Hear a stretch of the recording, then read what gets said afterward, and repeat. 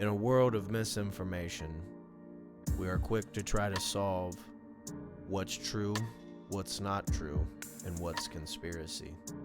But a lot of times we overlook what's already been debunked. And sometimes that's all the information you need to call Cap.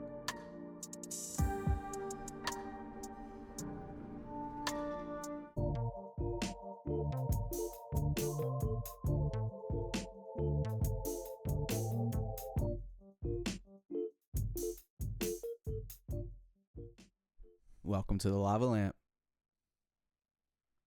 Welcome, because we're calling Cap. So why do you bring up Cap? Cap is kind of a way of life now. You're not wrong. It's everything is Cap or it's no Cap. My first one, capiche. Cap-piche. Capiche. First one I have here is the Sokol hoax. This was in 96. You have physicist Alan Sokol submitted a nonsense academic paper full of fake jargon to a cultural studies journal, and it got published. The point he was proving is some academic circles will print anything that sounds smart. Wow. Brutal and brilliant. So I think it's very important that was in 96. The internet wasn't as mainstream, but still this was for a journal that did studies on whatever he was publishing his fake article about, and they just were like, this guy is it. He knows what he's Publish talking it. about. And you said it. They didn't question it because they just figured he knew what he was talking about. Damn. And I think that's important in the world of how everyone's so quick to have an expert or sound like an expert. And there's literally been an incident in as recent as 96 where someone intentionally posted something fake just to prove that if it sounds legit, people post it. You know, it's funny that you bring that up because more recently there's an event I can think of that might get us a little flack for bringing this up, but you mentioned just hearing the name and like, oh, well, this guy's a doctor, so what he said must be true, right?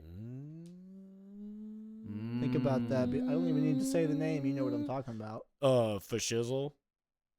That kind of sounds Dr. like Fashizzle. Yeah, Fashizzle on Fashizzle. Schmovie. Yeah. Yeah. So, yeah. Schmanthony Fashizzle. Yeah, that guy. Yeah. Talking about Schmovie. Yeah. I'm getting those vibes. Yeah. I'm kind of getting those vibes. So my next one I have here is, most people probably have heard of this, but it's the Fire Festival. Okay, yeah. People literally thought they were going to like the festival of like a new Coachella, if you will, on another country. So I mean, it was sold as a luxury island music festival with models, yachts, gourmet food. Attendees arrived, and it was literally FEMA tents and cheese sandwiches. And So these people basically hustled and like got people to invest in this. they hustled rich people. I remember hearing about this. So it was kind of like people didn't feel sorry for them because it was people who could afford like $10,000 VIP packages and things like that, because there really wasn't like, think of like, it's like, I don't know where exactly it was, but it was like an Ibiza type location. Like it wasn't in Florida or somewhere where you could just drive through like the U.S. some dude that like organized it, right? And Ja Rule. And he had like advertised it to be this wonderful festival with all this stuff. Did you say Ja Rule? Yeah, Ja Rule was the either funder or like conspirator with the main guy. So, I did not know that. That's crazy. So regardless of like the fact that these people were rich or whatever, they were still like taken advantage of in the sense that they were advertised something that they did not actually get what they paid for. You know what I mean? Oh, yeah. It wasn't a festival. This guy just pocketed off these people, Yeah. and I'm sure that he got held legally responsible for it in some way. Same with like when we talked about Sean Kingston. I mean, look at him. He was like piggybacking off the success of Justin Bieber, trying to tell people like, Oh, well, look at this song I did with Justin Bieber. I know him. I can get him to come do something for y'all. Just lend me this watch. You know what I mean? And I won't make payments on it yet, but I'll pay y'all. And then he never paid y'all. It was borderline humanitarian crisis. Fire Festival was, because you literally had, it was literally set up these like shoddy tents, and it was like in a not the best like country. And it like rained too. Yeah, it rained. They had like cheese sandwiches in styrofoam containers. They had like a couple porta johns.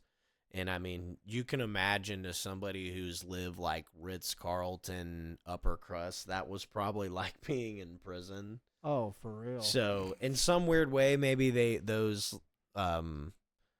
class of people gained some type of humility from that event that maybe they needed. Maybe they didn't. Maybe they were good people with money that didn't deserve that. I can't make too far of an assumption with it, but you do have to assume that if you have that type of money, you're probably what I call a trustafarian. I go to a lot of festivals, and I'll come across people who like say all the buzzwords and try to live a certain life, and it's like, but your dad's like super rich corporate type and just pays for you to be enlightened. You know, so it's like, yeah, you're nice and you live your life an interesting way, and I'm not judging anyone. But to keep it real, like, yeah, I could walk around and just talk about peace, love, and unity all the time, too, if Dad paid for me to go to every festival and have a van and those kind of things. And I'm not trying to be, like, spiteful or jealous. I'm just saying there is groups of people who, they say a lot of buzzwords, spirituality things, and it's just like, yeah, you can manifest whatever you want when your dad gives you a credit card. Yep, that is definitely true. So that's all I have for the 2 slides. My next one I wanted to get in is there's a lot of conspiracy and theory and things involving The Simpsons. Oh, yeah. But as I stated in the introduction, no one really wants to highlight the like thousands and tens of thousands of things that The Simpsons did not predict or get right in their shows. True. So one of the first ones is they've, out of all the Super Bowls they've references, like they've only picked a winner in it like a couple times and have gotten most of them wrong. Damn. So we're getting pick and choose. That's what I'm saying. So it's like you can pick their wins, but you also have to see all the times where there was 30 moments where they didn't get it right. Well, let's put it this way in layman's term for a lot of those people that may not understand it, and without it being in a simplistic form. Let's say you throw a football, right? And you throw it 50 times. And one of those times you manage to throw it 55 yards, and the rest of them are shorter than that, right? That doesn't mean that you're a go to go out there automatically and throw a 55-yard touchdown pass, right? Yeah. That's a one-off, right? It's so your like it's a matter of the average, not a matter of, oh, well, I did it once. Yeah. So it's your max. Right. Or like your PR, I guess.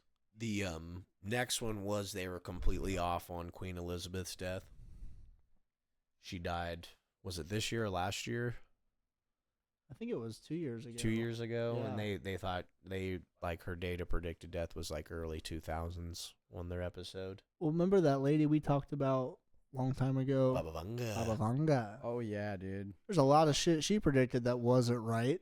Yeah. But she had a couple things that were right. So now everybody's like, oh, well, look at these things she did get right. But what's crazy about her, though, is hers are really, like, specific things. It was Right, really which is weird. But And then she for him to predicted her be death. wrong on stuff, too. You know I what feel I mean? like kind of getting to his point with The Simpsons, they, like, people created the idea that they were predicting the future when really they're not. It just so happens every once in a things. while it happens. Whereas Baba Vanga, dude, she was blind and deaf and like had very specific images and visions that she would talk about, bro. So I think she might be on a different level. Might be, but still, some of the things she predicted. Well, now we could say that they didn't come true, but maybe they haven't came true yet. Yeah, she definitely right? has some things where like her timelines are a little vague. For sure. But no, I think Baba Vanga. Shouts out Baba Vanga. If you're watching this. Oh, she's hitting threes. Oh, dude, threes all day. She's just a half court. Yeah. She's hitting threes in heaven, but she ain't still alive. Oh, I know. She's hitting warm up full quarters. Yeah, that was great. I thought you was like, shots out, Baba Vanga. Shout Like, out. you not to tune in, like, Steph Curry ain't nothing compared to Baba Vang. like, actually, I was predicting this in a certain order, and you guys are wrong. I predicted that would happen. Another one they did was they depicted Walt Disney being frozen, and when I researched that, he's cremated. So Actually, that's a bro, myth. I did a report on that in school. Supposedly, his head was cryogenically frozen. That's, to me, the only information we have on that is supposedly or rumor has it. So No one it really could be Now- possible, but it's like, It could be possible, but here's the thing. Think about how expensive it would be after all these years to keep a head cryogenically frozen. well, and to care, Right. for someone to care whatever his plan was for that, to And, like, 2025. want to continue and It'd on have to and be on and on and irrelevant, on. You know what I Yeah. mean? Because otherwise, you wouldn't give a crap about. And like he was famous back in the day, but he wasn't as rich as Disney now. Right. You know what I mean? So Now, to be fair, Disney now could afford to pay for that. that's what I'm saying. But why would you? Unless you I mean- realistically think you're going to bring him back. I mean, that's what I'm saying. If it is true, it's definitely some weird like ritualistic thing, dude. Which I wouldn't put past some of these, like, occult Some of these leaders. and stuff. You know what I mean? Oh, yeah. Occult leaders and. And honestly, Walt Disney was kind of a POS. He was Yeah. friends you look with at a lot of those with old, that guy Yeah. in that place back in the day. The one with the stash. Mm-hmm.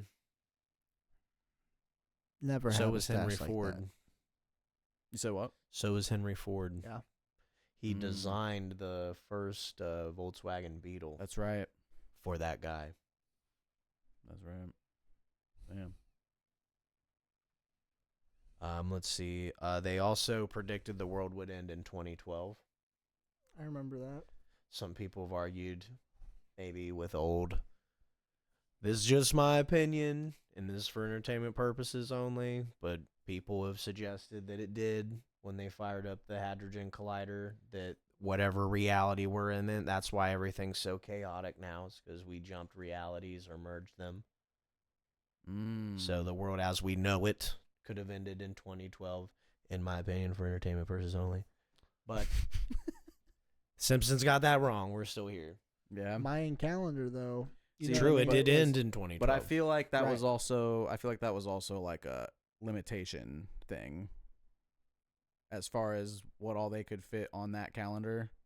For them, like back in the day, right? The Yeah. Mayans. Like I don't think the Mayans knew that the world was going to end, and like I don't think they predicted that 2012 was the last year to exist. And not that, like, it's like to say that their predictions don't matter, but to be real, as a Mayan back then, why would you even give a care about the year 3000 or the year 2025? You know what I mean? You're thinking about your time. You're not. I mean, they did predict stuff, but like, I don't understand why you would even think that you would be anywhere close to being able to predict Hey, all I'm saying, and this is just my opinion, thousands of years from when the world's gonna end. just my opinion for entertainment purposes only, but if certain beings and stuff existed back in the day, talking about like some celestial beings and stuff, time is a completely different thing, bro. Like time is all being seen at once almost for those types of beings. So maybe they do care. Hey, bro, Atlantis. I'm a believer at this point that I think it did exist Is that for entertainment purposes only? for entertainment purposes, of course, Oh, Good, I'm glad. because you know we love to entertain people. That's our job. We're entertainers. in my personal opinion,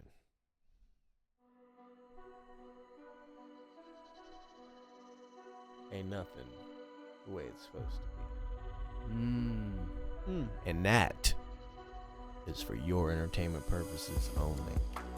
And I want y'all to think the next time you want to get on the internet and panic or pick a fight with somebody, maybe it's a robot or maybe it's not even real. It's just a little food for thought. That's where I'm at, honestly. Maybe it's not even real. Or maybe it was intentionally put out there to just waste your time. Psyop. And again, And avoid your true purpose in life. entertainment purposes only, guys. Yeah, Of course, we're just talking my about opinion. Of inter- course, baby, it's just an opinion. Of course, baby. We ain't trying to mislead nobody. Lights it. I just appreciate y'all tuning in, though. Make sure you subscribe to the channel. We got a lot of things coming in the future. We're doing a lot of upgrades for you. You know, we do what we do. People tell them goodbye, my friends. Goodbye. appreciate Goodbye, y'all. everybody. Goodbye. It's the Level Amp. See you next one.